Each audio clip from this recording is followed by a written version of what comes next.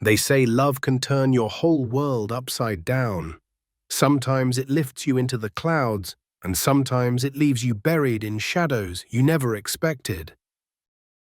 This story is about a woman named Laura who thought she had found stability, only to discover that love can hide thorns beneath roses.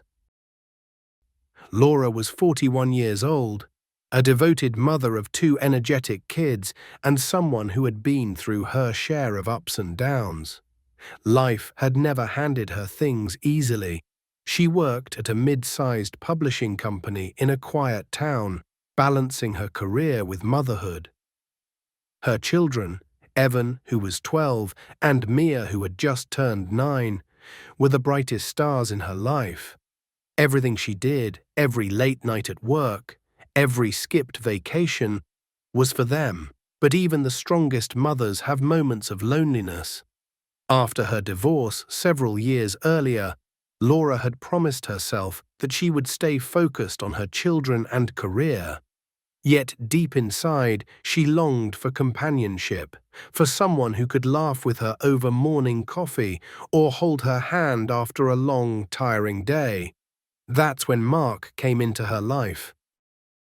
Laura first met Mark at a community fundraiser. He was 46, tall, with graying hair, and carried himself with the confidence of someone who had seen a lot of life already. He worked in construction management, and when he laughed, his voice filled the room. At the fundraiser, Laura had been too shy to approach him, but he had walked straight over to her table and introduced himself. Their first conversation was about the books her company was publishing and the renovation project he had just finished. But soon it drifted into lighter topics: music, food, and childhood memories. Laura was surprised at how easy it felt to talk to him. By the end of the evening, he asked if he could take her out for dinner sometime. She hesitated. Her mind instantly went to her children. Would they accept someone new in their mother's life? Would this even be fair to them? But Mark's sincerity disarmed her, and she agreed. That dinner led to many more. Over the next few years, Laura and Mark built what she thought was a stable, warm relationship. He got along well enough with Evan and Mia, though he never seemed as patient as she hoped. Still, he brought laughter into her life, and for a long time, that was enough. Yet, like many relationships, theirs wasn't perfect. They had arguments about small things: Mark's tendency to be controlling, Laura's independent streak, but they always managed to patch things up. Or at least, that's what Laura believed. After several years together, tension grew thicker. Mark wanted more control over her choices, where she spent weekends, how she decorated her home, even how she disciplined the kids. Laura felt smothered, but she loved him, so she compromised again and again. Until one evening, after a heated argument about her working late, Laura finally said the words she had been holding back: "I think we need some time apart." Mark didn't fight her on it. He simply nodded, packed a small bag, and left. The silence that followed was both painful and liberating.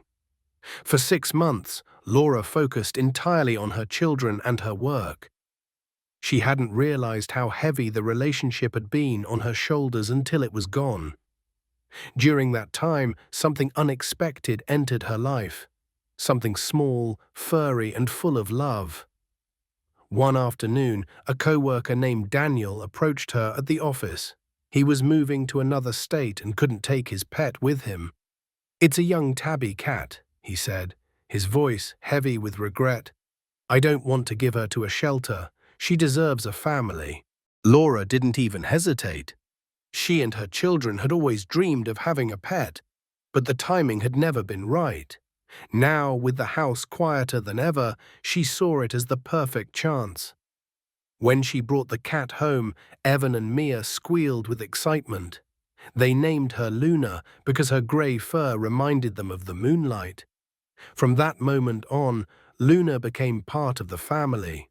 She slept curled up at the foot of Laura's bed, followed Mia around the house like a shadow, and even won over Evan, who pretended to be too old to care about cats but secretly adored her.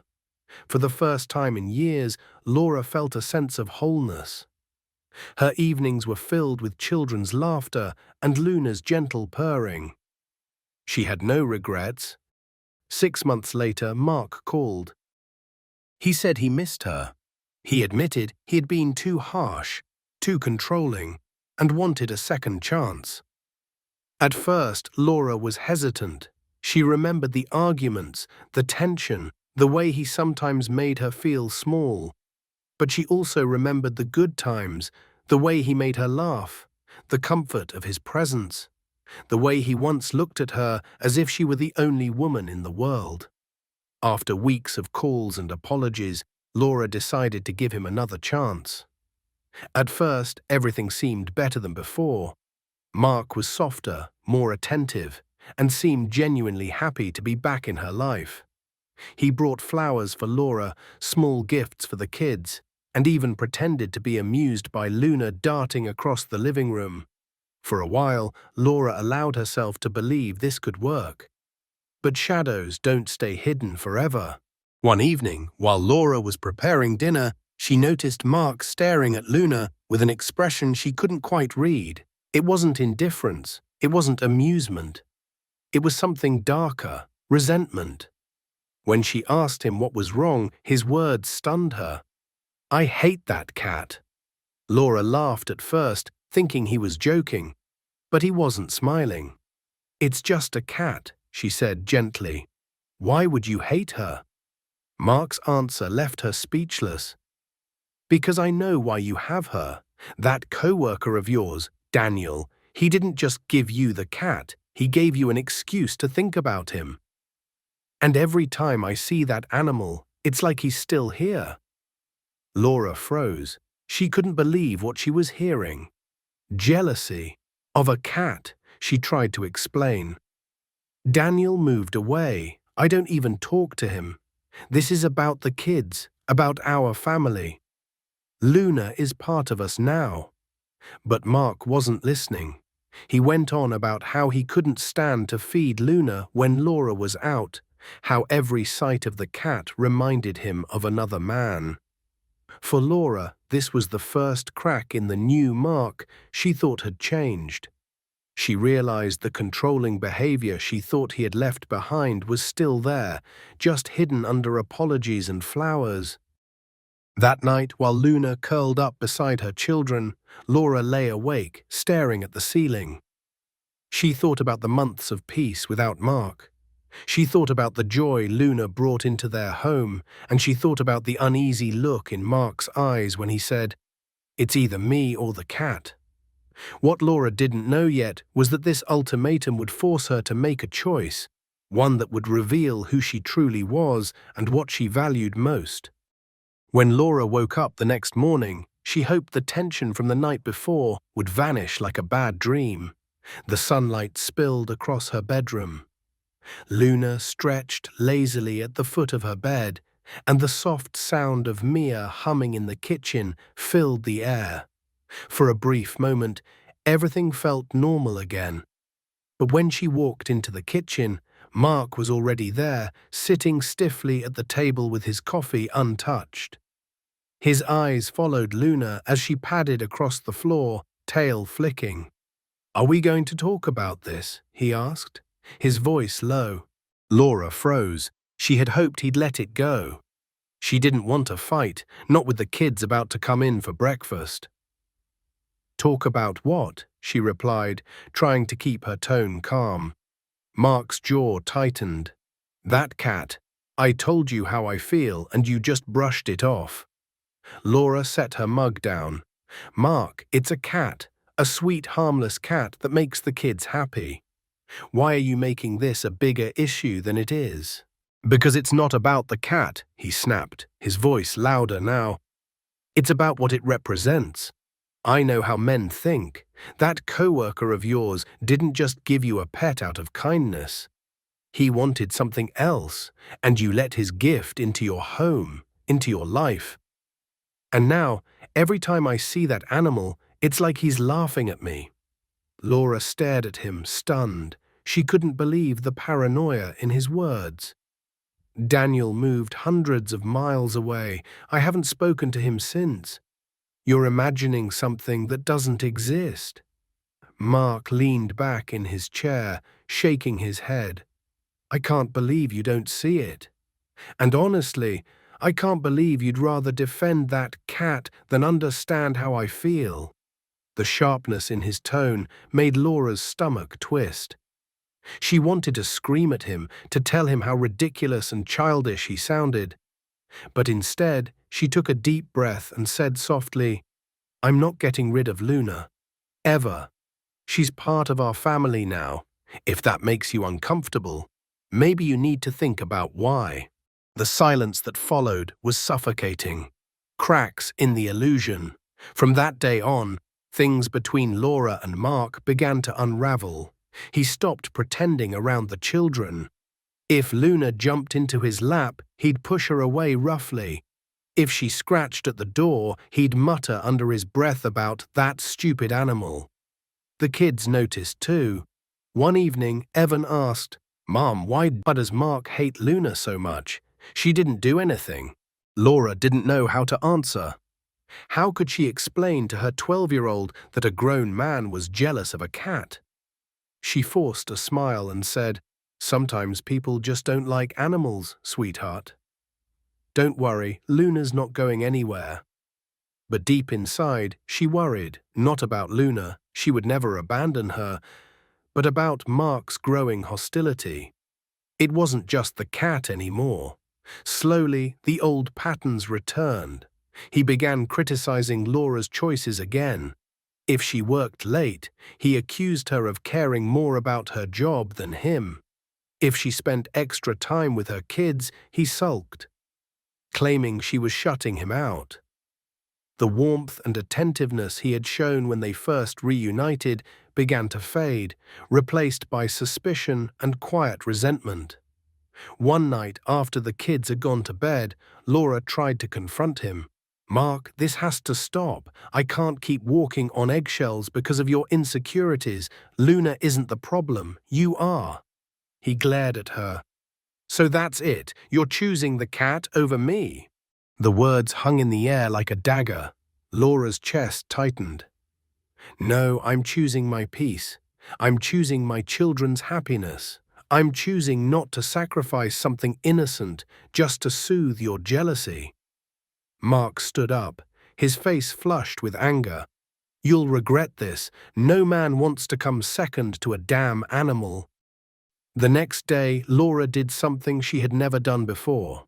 She wrote about her experience online. She created a post on Reddit under a throwaway account and poured her heart out. She explained the history of her relationship, how things had been wonderful, how they'd broken up, how Luna had come into her life, and how Mark now despised the cat because he believed it symbolized another man. She ended her post with a question: "Am I wrong for refusing to give up my cat?" The responses came flooding in. One user wrote, "Tell him you don't have enough duct tape to fix his fragile masculinity." Another commented, "That cat has shown you more loyalty than your boyfriend ever has." And a third added, "When someone gives you an ultimatum between them and your pet, always choose the pet. Animals don't manipulate, they don't gaslight, they just love." Laura read through dozens, then hundreds of comments. Strangers from all over the world were warning her. Mark's behavior wasn't about the cat, it was about control. He wanted her to sacrifice something precious just to prove her devotion to him.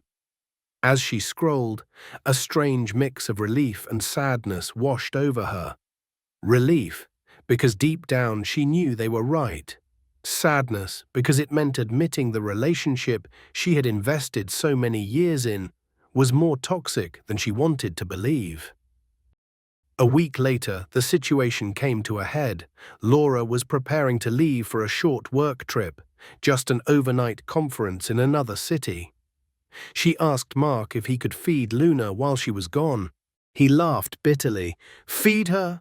I told you already I won't. That cat is a constant reminder of him. I'd rather starve before I touch her food bowl." Laura's patience snapped. "Do you even hear yourself? She's a living creature. You'd let an innocent animal suffer just to make some twisted point." Mark crossed his arms. "It's simple, Laura. Get rid of the cat, and we won't have this problem. Otherwise, don't expect me to stick around." Her heart pounded. For years she had bent to his moods, sacrificed pieces of herself just to keep the peace. But this time, something inside her shifted. "No," she said firmly, "I will never get rid of Luna. If that's your condition for staying in this relationship, then maybe you don't belong in it at all." Mark's eyes widened, as if he hadn't expected her to push back. "So you're really choosing a cat over me?" Laura took a deep breath, her voice steady. "I'm choosing self-respect. I'm choosing my children's happiness. And yes, if it comes down to it, I will always choose the creature that brings us comfort and love over the man who brings suspicion and pain." For a long moment, neither of them spoke. Then, with a bitter laugh, Mark grabbed his jacket and stormed out the door. That night, Laura sat on the couch with Evan and Mia snuggled against her sides, Luna purring contentedly in her lap. She felt an ache in her chest, but also a quiet strength. She logged back onto Reddit and posted an update. She told the community that she had made her choice, that she had stood her ground and refused to give up Luna. The responses poured in again, this time full of encouragement and support. "You did the right thing," one person wrote. "Your kids will remember that you chose kindness and stability over control." "Good riddance. Keep the cat, lose the dead weight," another replied. Reading those words, Laura realized something profound. The situation had never been about Luna at all. It was about control, manipulation, and the slow erosion of her independence. The cat had simply revealed what was already broken. In the weeks that followed, Mark tried to reach out. He called, he sent messages, even left flowers at her doorstep. But each time, Laura felt the same clarity she had found that night. She didn't need to prove her love through sacrifice. She didn't need to let someone back into her life who made her question her own worth. She confided in a close friend that she finally saw the red flags she had ignored before, the way Mark's controlling tendencies had escalated slowly over the years, the way he twisted her feelings until she doubted herself. "He even tried to gaslight me," she admitted. "He told me I had imagined him saying he wouldn't feed Luna, as if I had made it up. But I know what I heard." Her friend squeezed her hand. "You're better off without him. And honestly, Luna probably saved you." Laura laughed softly, stroking the cat curled in her lap. "You know what? I think you're right." Laura didn't know it yet, but this was just the beginning of her journey back to independence. Breaking free from Mark wasn't easy. There were moments of loneliness, self-doubt, and second-guessing. But there were also moments of joy, laughter with her kids, and quiet evenings when Luna's gentle purring reminded her she had made the right choice.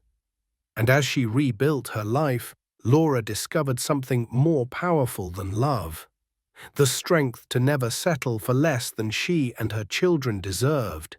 The first morning after Mark left for good, Laura woke up to the soft warmth of sunlight spilling across her bedroom. Luna was curled beside her, a quiet, comforting presence that had somehow carried her through the chaos of the past weeks. Evan and Mia padded into the room, yawning and rubbing their eyes, their innocent laughter filling the space like a balm to her weary heart. For a moment, Laura allowed herself to breathe. It felt strange, liberating and terrifying all at once. She had spent years navigating a delicate balance between love, compromise, and fear of confrontation, and now, with Mark gone, she realized how heavy that weight had truly been. She made breakfast for the kids, and for the first time in months, she did so without the gnawing anxiety that her partner's moods might turn a simple morning into a battleground. Luna leapt onto the counter, meowing for scraps, and Mia giggled, feeding her tiny pieces of toast. Evan rolled his eyes in mock annoyance, but the corners of his mouth betrayed a smile. Laura watched them, feeling a rush of gratitude and relief. She knew that despite the lingering sadness, she had made the right decision. She had chosen peace, love, and her family's happiness over control, manipulation, and an empty promise of affection. In the days that followed, Laura threw herself back into life. She spent mornings walking the kids to school, afternoons catching up on work, and evenings cuddling on the couch with Luna. Slowly, she rediscovered the joys she had tucked away in the pursuit of a relationship that had demanded too much of her. She even signed up for a local yoga class, something she had always wanted to try but had postponed because there wasn't enough time. Here, among strangers stretching and breathing, she felt a sense of calm she hadn't known in years. It wasn't just about exercise, it was a small reclaiming of her body, her mind, and her sense of self. Laura also began writing again, something she had loved before her life became consumed by work and relationships. She filled pages with reflections on motherhood, independence, and the oddities of love. And each time Luna curled up beside her, purring contentedly, she felt a reminder that she had not just survived, she had thrived. The response from the Reddit community continued to pour in. People shared similar experiences, partners who tried to control, manipulate, or guilt them over trivial things. They offered advice, empathy, and encouragement. One comment struck her particularly hard. "You didn't just save a cat, you saved yourself from someone who would have slowly taken away pieces of your soul."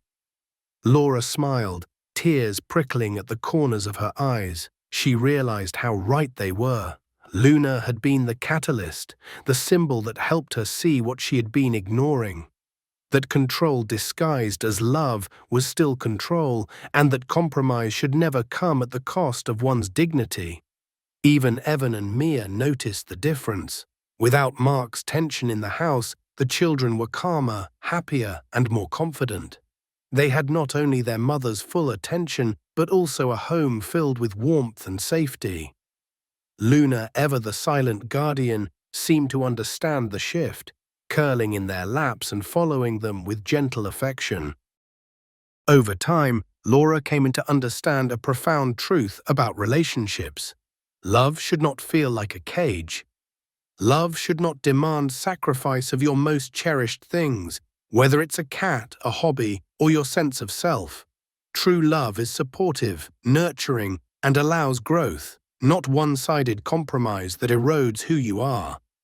Looking back, she could see the subtle signs she had ignored.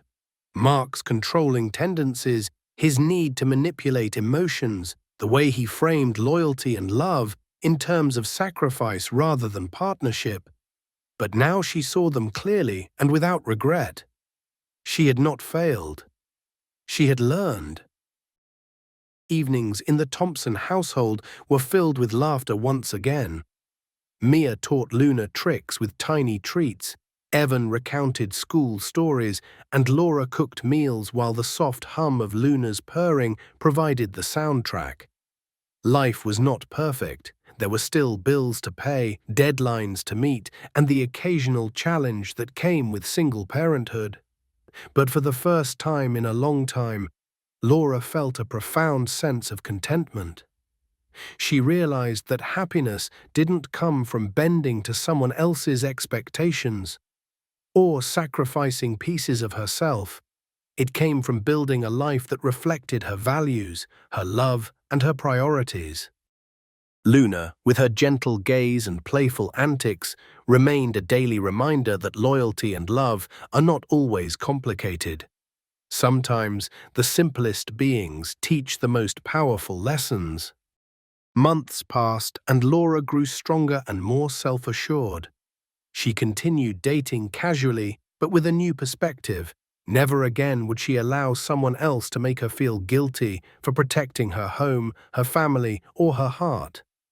She had learned to set boundaries, recognize red flags, and trust her intuition. Her children thrived alongside her. Evan developed a newfound confidence in speaking up. Mia learned resilience, and together they formed a bond with Laura and Luna that was unshakable. Each day brought new lessons, laughter, and small victories. And while Mark occasionally tried to re-enter her life with messages of apology, Laura knew exactly what she had gained by saying no. She had gained clarity, self-respect, and the knowledge that her family's happiness was non-negotiable. This story is more than just about a woman, her children, and a cat. It's about understanding your worth, recognizing control when it masquerades as love, and having the courage to make difficult decisions. It teaches us that sometimes the things we think are small, like a pet, reveal the true nature of those around us. Laura's journey shows that choosing yourself, your peace, and your family's happiness is never selfish. It's necessary. And when life gives you a choice between someone who drains your soul and someone who brings unconditional love, even if it's a furry little friend, you know what matters most. The Thompson family continued on, stronger than ever. Laura knew that love, when real, nurtures rather than diminishes. And as she watched Luna chase sunlight across the living room floor, she smiled, knowing she had chosen wisely, bravely, and with her heart intact.